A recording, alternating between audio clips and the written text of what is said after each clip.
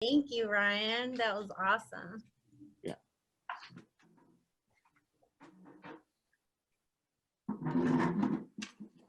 Hi, Hi. Madeleine. Okay, so he was just at this point of showing you this registry that came together. And the thing that I wanted, and how this ties into kid-friendly cities, is I realized that honestly, this was the central organizing factor that spurned a lot of things. And the woman that you saw at the very end, her name is Robin McNair. She's been an amazing partner.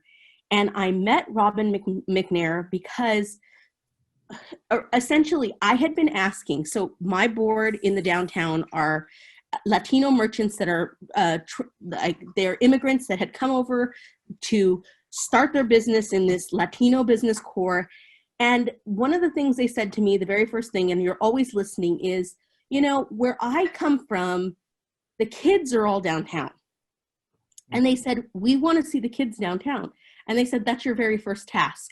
Can you please help us to bring our children back? Because if our children aren't here, their parents aren't here. If their parents aren't here, then nobody's purchasing anything. And if nobody's purchasing anything, then our downtown is dead.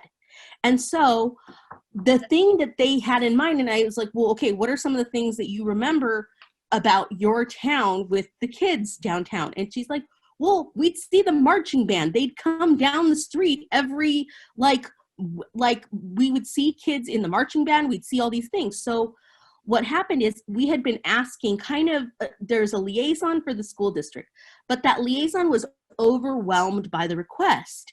And this had been going on for a while. And suddenly a new woman comes in, which is this woman, Robin McNair, who was hired because of a process that I had been in, which during, 2011, there was like a devolution and in cities, and all of a sudden there was local control funding in the school district. So people in the community got to actually make choices about what they wanted to be paid for out of the school budget.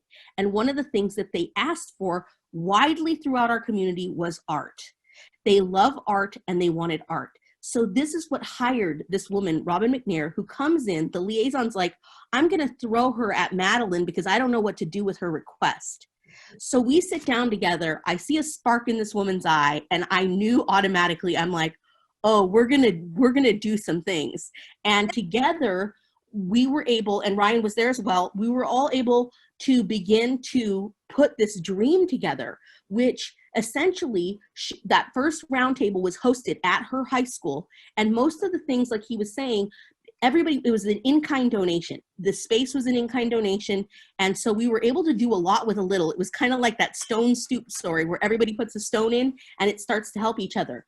So with Robin McNair's help, she at that time was a VAPA coordinator. She wasn't the administrator yet. And she was a visual and performing arts coordinator for the school district.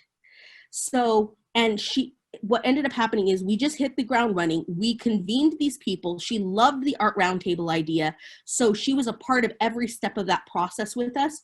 We had about 8 of these art roundtables, and we started to see the potential of many different partnerships. One of them was, and I'm just going to go down here because I have, I don't think you're sharing your screen, Bob. Oh, sorry. Let me share the screen first. And you said without audio, right? No, we didn't need audio at some point. Not for the video. Did I hear? Okay, so, well, I don't want to actually, okay, so the thing is, like, I'm actually going to go down a little bit further here. This ends up being the registry that Ryan and others, the registry that everybody, we compiled all that data. It creates this registry. And we have all the institutions on board, and in the minds of the institutions, they had something to work towards if it was the students. So the students really were at the center of all this, and they're kind of the thing holding everything together. And of course, our community too, just so you know, 96% of our students in our school are Latino. We have, like, it is our area, our city is 80% Latino. And then we have 11% is Asian, Vietnamese, and Cambodian, and then we also have the rest is there's probably about 9% is white. So And it's like 56,000 students in 60 different schools. So anyway, the thing that we saw with Robin off the bat was, so I'm asking, how do we get a marching band to come down the street, or how do we get groups of students? And she's like, well, I'm at the beginning of this process and I'm convening for the very first time all of my dance instructors across the whole district of 60. So you can come in and do a presentation in front of them and we'll see what happens. So we started doing these presentations and then finding ways to actually start to collaborate, where we were bringing students to art walks all of a sudden, and they were coming down and performing musicals and pieces of performance pieces that they were doing at the art walk each month. That was the very first connection. And Ryan ran the art walk, so it was really great. That was the first thing. And it was really amazing for the visibility of the students in general, because nobody ever saw the kids. I mean, they're hidden away and tucked away in the schools. And then the second thing was, I started a spirit awards, because I'm like, we need to build spirit around this downtown. So we asked kids, why don't you come out and do flash mobs? You guys bring your dances downtown and just do these flash mobs, and let's have a content where what we want you to do is we're going to actually build the experience through you sharing that you're doing this in the downtown. And what we saw, and this is so funny to me because I had been tracking the communications of the city, and what I saw is these kids were able, within 1 month's time, and it actually took like 2 weeks, to share with 100,000 people. Now our community is a 330,000 person city. And there's probably more, probably about 400 to 500,000 people, because there's many undocumented in our community. But the thing is that these kids were able to spread information in a way that was more rapid than we'd ever seen. And it's funny because Facebook changed their algorithm not very long after, so it kind of it changed that a little bit as we continued on. But this was the first recognition of the reach, and the way also, as you know, in immigrant communities, a lot of times the children are translators for their parents. So another thing is, if we're not seeing people in downtown, all of a sudden, when we're bringing the children out and they're performing, their families are with them, their grandparents are with them. And we watched people shell-shocked in the beginning. They lived in the city for years, but had never been in the downtown district. And all of a sudden, they're like looking at this place and the space and like, where is this and why haven't we ever been here? And we watched the foot traffic change from month to month as people became more comfortable. We literally saw parents starting to eat in the restaurants with their children. We saw baby strollers. We saw kids in the community starting to come into the downtown. We saw all of these shifts starting to occur, all because it was because they were given access, and because also they were given this request to create these spirit awards, and they were given awards for that. And then it's funny, by the third iteration of the spirit awards, we had students being so creative that they were taking videos in all parts of downtown and piecing them together to show this whole showcase of this downtown space that they were now using as a play, in some form of play, to do these dance routines. And we started to see the spillover. So anyway, that was the beginning of that. But we also started to see that there was this opportunity for us to build pipelines. And I'm not showing you guys here. Okay, so. You can't see your screen. Oh. All right, here it is. Okay, so here's the screen of just showing kind of I became a part of the advisory committee with Robin at the school district, and they were just creating that art strategic plan. And we were also convening these meetings with all the group that we had met at those art roundtables to continue talking to them. Meanwhile, Ryan was throwing these mixers with all the artists in downtown called the Caged Chameleon. So we were keeping our community of artists that we had gathered engaged in luncheons and all different kinds of things. And all these people would come together and they would continue to talk, and you'd see all of these different things starting to connect in community, where we had universities coming to meet with our kids and play together in bands. We started having all these different kind of mixed things happening. Artist housing. Affordable artist housing came to the city. and all of our artists got into that affordable housing. We had, here, let me see this. Where am I? Okay. So what we started seeing is these connections, collaborations, chain reactions, and channels happening within our city. We saw people working together to build the community through shared aesthetic spaces, working to create art literate citizens who could be consumers and participants in a creative economy, community-wide engagement and activation of local spaces, including city performing art venues, and then the fostering of fundamental art literacy skills through the organization, which it's really interesting to me that it just like, I mean, a baby learns to walk by doing it, and it's not by, I mean, you don't teach somebody to read before they can learn by mimicry. And we started to see that this was actually occurring where even a person who doesn't have the language was learning to be in spaces and collaborate in this linguistic that we all share, which is this beauty of art through music and building the creative economy. And so this series of roundtables ended up being 8 roundtables in all. And we had this final day before the launching of the registry where everybody could see this. And this took years. This took like a couple of years to complete this whole process. Meanwhile, the school district ended up getting a declaration of rights for students, both in the city passed at a policy level and at the school district. So we were doing everything in parallel, both in the city and in the district. And we started finding that there was, the Santa Ana youth were meeting people in downtown. There was educational opportunities. We started workforce development, and community engagement completely changed because we now had access to families and everybody who was coming into the downtown district.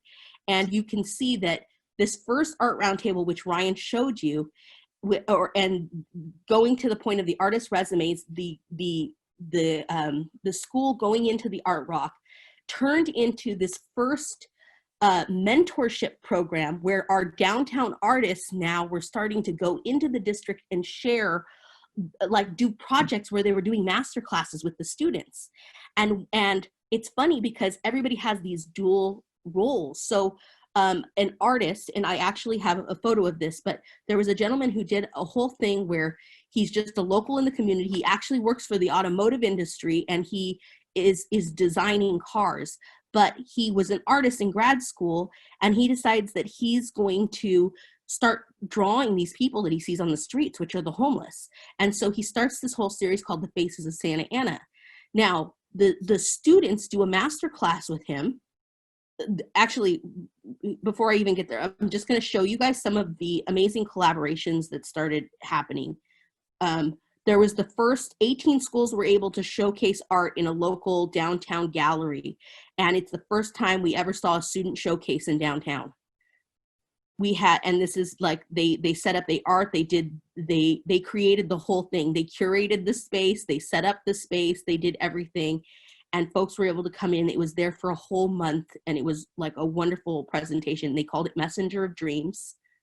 And people would put little things on the bed to say what their dreams were as they came into the gallery. It was an interactive space to go with that Messenger of Dreams.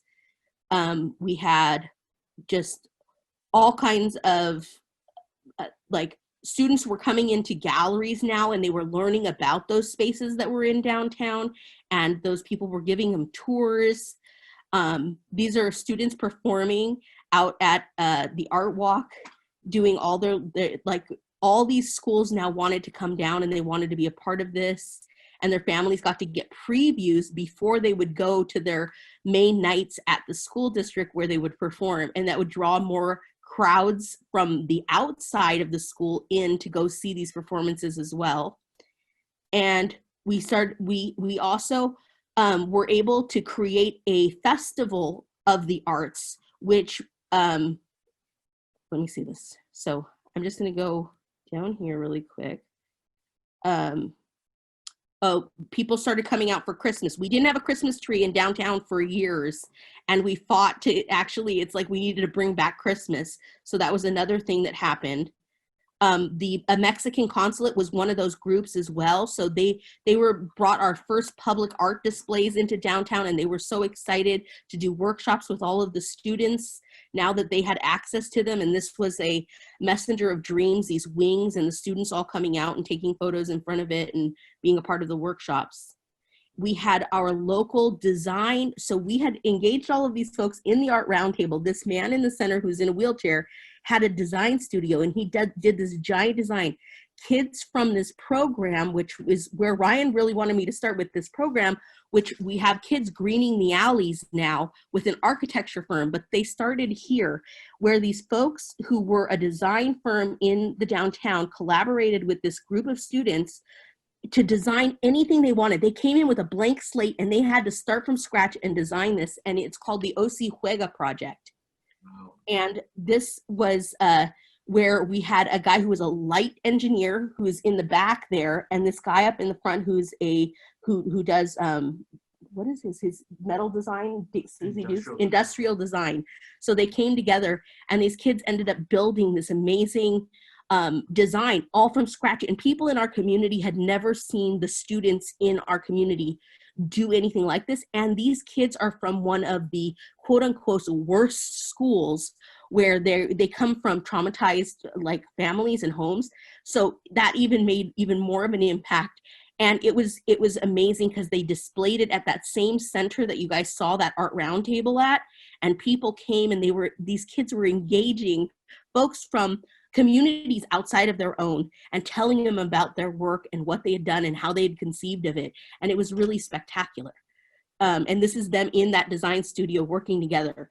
And this is a program that actually I was a part of the design team to create, which was the XQ Challenge. And we now have a school without walls that we engage with all the time. And Melinda Banks gave people, she was giving each group 10, Steve Jobs' wife was giving like away $10 million for each group. And we did not win that. We won 2.5. So we were able to start our school with $2.5 million so that we could have a school without walls so these children could do place-based learning and really get into the community and get engaged. We were able to start these technology pipelines where we're still working on this process where students pair with our local, these are a group of our local merchants that are in downtown. And all of these merchants are people who are the first 10 of a group of 91 businesses that need technical help, meaning they don't have websites, they don't have social media, they don't even know how to do it. So we have now the kids in the district working with the folks in the downtown to build that social media, all of those groups. So it's really helping those businesses. Wow. This is the Circulos school at the inception. It's all about circles and people convening in the morning together and talking in cohorts and really designing their own learning strategies and having flexible learning. And it's really amazing because they go to different spaces to learn. So they're not learning in a classroom, they're learning throughout the community. Companies even give up spaces for them to come and meet in the mornings, etc., so they can meet in the downtown. And then this is the architecture firm I was telling you about, Visioneering Studios, that's now working on a project where they're working through this whole process with these students to start doing this design thinking about how to green our alleys. And part of the reason that this even occurred is because I saw that there was flooding that would happen every spring, and we're in a flood zone and all of our businesses get wet and our alleyways turn into rivers. So I said, you know what? People always critique when it's a top-down project. Let's have the kids design it. Then we'll have them meet with the planning department, see if we can get some grants through the city to actually do the sustainability work. And now it's the kids' voices and the future of our community designing these processes. So we actually had our very first meeting this past week with the planning department on Zoom, where there were 2 kid representatives from the cohort and the planning department, and we're working on these sustainable alleys. They told us the threats and the possibilities. So it's really great. And This was earlier, I was telling you, one of the first master classes, which is a pipeline. This is Brian Peterson is the gentleman. He's blown up since. This is the other thing. We've seen on both sides, our artists have blown up and their energy gets transferred. So he becomes visible to the community in multiple ways, because the school district is now using him. The Bowers Museum wants to do a feature on him. The Segerstrom Center wants to see him. People want to host his art. People want to like buy his art. And what he did is he started just drawing these beautiful paintings of the homeless in the community, and he would create a fund for that homeless person, and a person would buy the art for $1,000. Then they would give it to the homeless person for their need.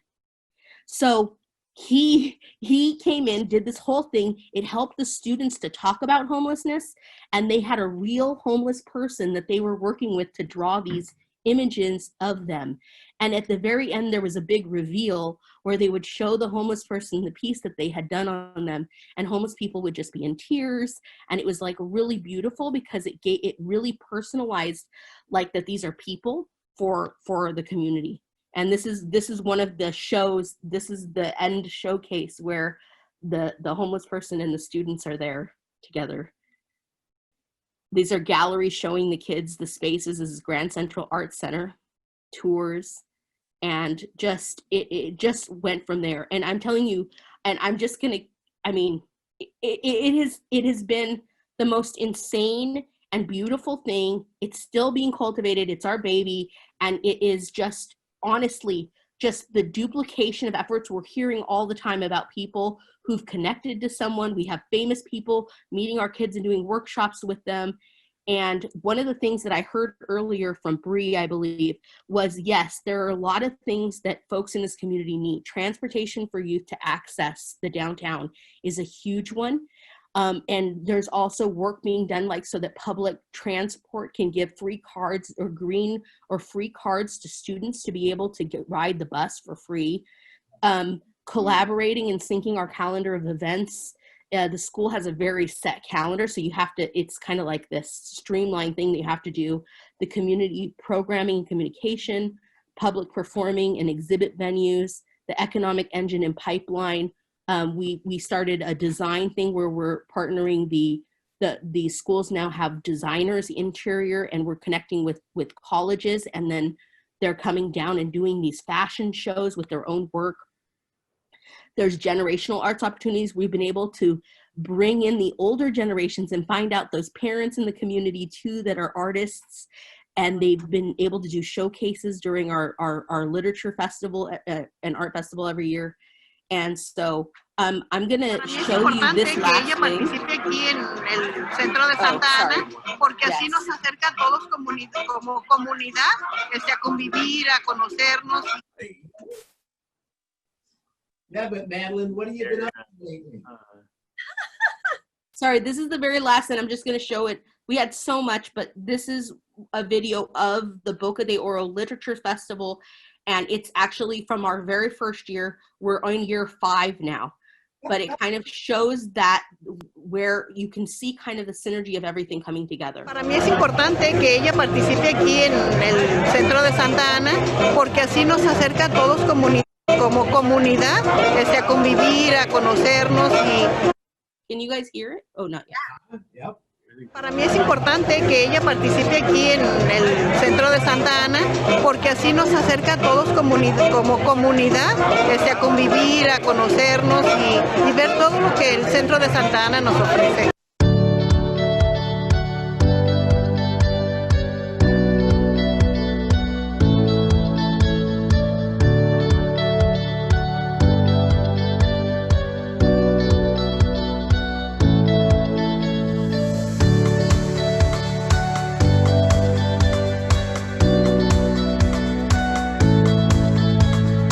Children are oftentimes encouraged to use critical thinking skills.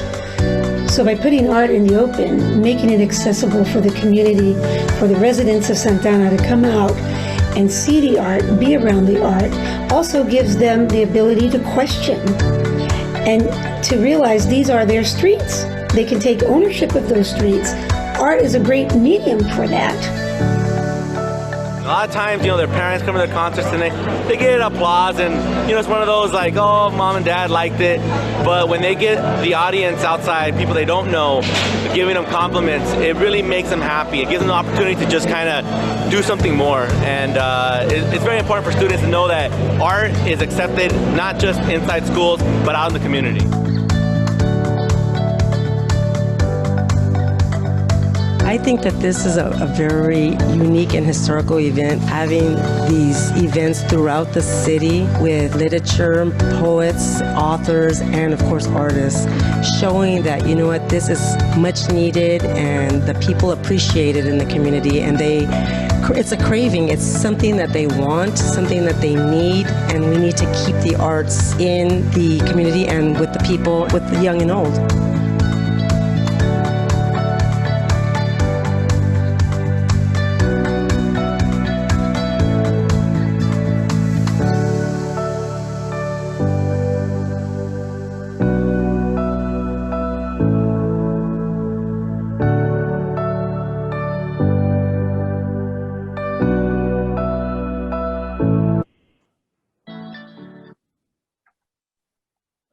Wow. A life well lived. That is great. Wow. That is really powerful. Awesome stuff. That is, I mean, just to have all of that captured and that is serious. I know how hard that, all of those relationships, politics, and I know you've shared how there's in Santa Ana with Pontiac, and we want to explore that more deeply at another And you live to tell about it. Yeah, you're alive. Wonderful. That's so amazing. Well, we always say that we know it when we hear it, and we've always just seen you two as such an authentic and just the leadership you're bringing to the placemaking group is just really meaningful and powerful, and I'm just so thrilled that you were able to share with us on our parking days. We have so many questions, and Madeleine, I wanted to show you this. We have this said about knowledge.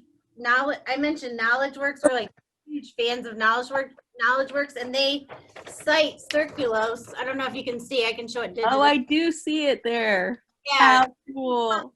Provocations for the future of learning, and we've got them prominently displayed at our place on our walls.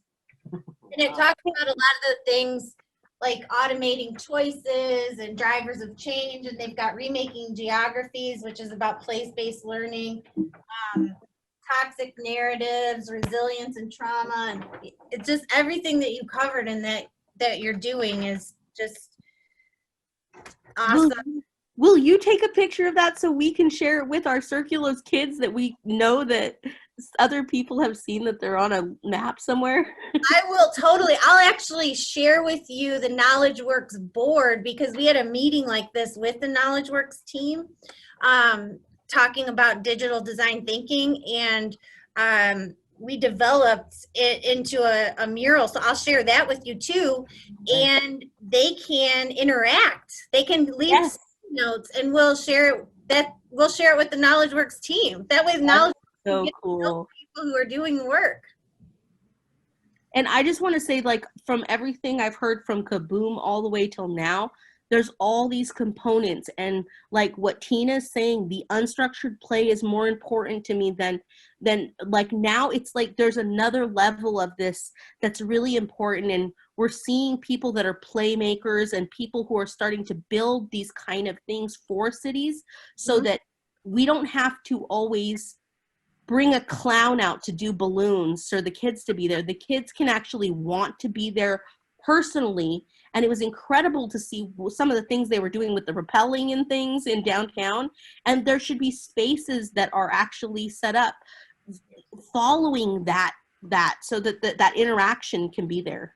Yeah, I have to say, like in Raleigh, I've tried to do some of those just from the ground up, like hosted concerts at shopping centers. And Madeleine, you're so right about how families and their friends come down and how the connections really spread like wildfire once you get kids involved, and then suddenly there's this diversity of life that you see in your streetscape in downtown. And so, and I agree that like generally the way our city's been working is it's a top-down thing where the city books some band and we all sit down and there's police and stuff. And so just, I think there's this huge untapped resource of kids and who want to be part of the city and want to have ownership in the city. And it's transformative. So, I mean, I think it's a huge opportunity there. I just wanted to say that one of the funny things is that we have seen now groups of students go from freshmen to seniors, and we've seen their faces and know them. Our community didn't know who our kids were. So we get to live, like we saw them in band and as the prom queen and the king, or you don't have to watch it in a movie anymore because it's real life again. And it's that small community feeling that can even be in a large city where you know your neighbor, you know? Yeah. Right. And I just want to iterate that as much as everything that we're talking about makes so much sense, it's not really the conventional way. And that all we had to do all this magical stuff was just buck that idea that the kids were there to graffiti the windows and really look at the school as, we want to work with the people in our community. This is 80,000 families in our community. These are the people. So let's get engaged. And then the infrastructure that the school provides, the transportation, the trust that they have with their students, and that the ability to move students. And something that Madeleine didn't mention is like a lot of people have tried to emulate what she's done, and it's been really not good because they don't have the holistic approach of building the relationship, ensuring that all the needs and that this is a multi-valuable process, because they just start to take advantage of the kids. Oh, we need the kids here at 8 p.m. Bring the football team, bring the thing. And it just like not the right approach. So this, like, we go to conferences with lots of downtowns all across the country, and very few of them are thinking about kids and families beyond trying to get like the ice cream, them to spend their ice cream bills downtown. And really investing in this relationship hasn't cost a lot, and it's been remarkably valuable in a multiplicity of ways. And now at this point, after 5 or 6 years of full investment in this strategy, we can say this is a proven strategy. This strategy totally works. This is the most effective strategy that we have, and it's the one that worked. And so it needs to be advocated for. You need to educate these people on how to work together, and then it's very simple. And all the stuff that was difficult for us was just to fight the status quo and buck tradition and get people's engagement. But I think it's relatively a simple and easy strategy once it's people are interested in it. And the economic development, it is there because, like, for instance, that literature festival, best night of the year in downtown, on all of the venues, they make the money. The ice cream does sell out now. You know what I mean? It just, that's a natural occurrence after. They have their cake after. and eat it too. Yeah. I want